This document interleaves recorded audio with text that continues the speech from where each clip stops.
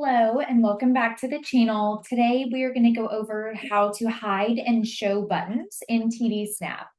So in a separate video, we've gone over how to use the vocabulary filter when you're on one of the motor plan page sets. However, there are ways to show and hide buttons in additional page sets that do not actually have a vocabulary filter at the top. So anytime we're editing our page sets or pages, we're going to use that gear and pencil icon to go into our edit mode that you'll find in the top right corner.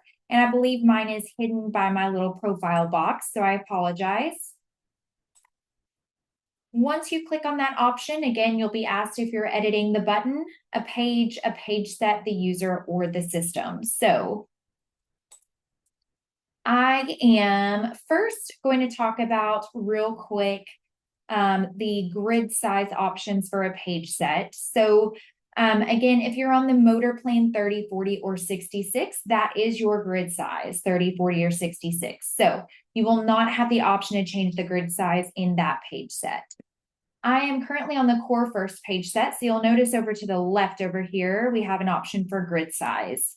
So right now I'm on the 8x10 because my goal would always be to give as many vocabulary options for someone as I can. And then of course we can always narrow that down a little bit if we need to, but we always like to go as big as we can and offer as much vocab as possible.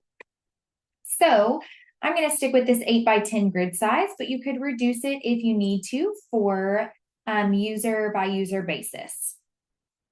Now I'm going to go to the page.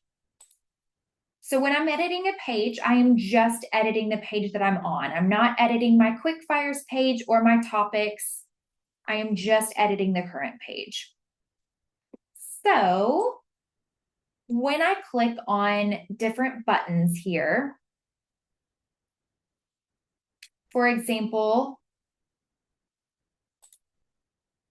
I am going to show just I, you, want, like, and go.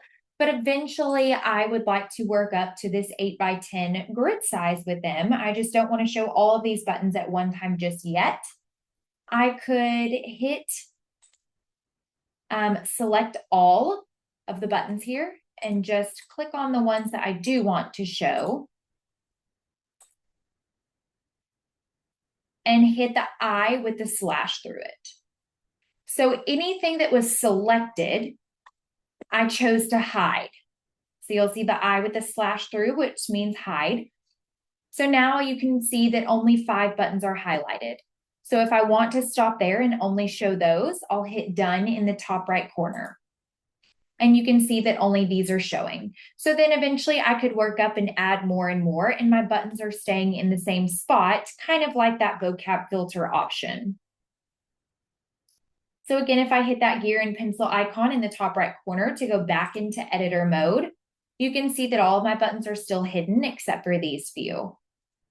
So you have the option over here on the right side toolbar when you're in that editor mode to either select all or select your own buttons. All right, so right now these are showing. So I would go over here and you could select the option to hide. All right, or you could show them again because they're still selected. So you're using that I to hide or show buttons. And then again, you can also select all. And let's say I want to bring them all back. Every button is selected, so I can hit the I again to show all of my buttons. So it's really just up to you, however you want to introduce more vocabulary over time, and if you want to use that hide and show option. And you can use that option in other page sets as well, not just in the core first page set.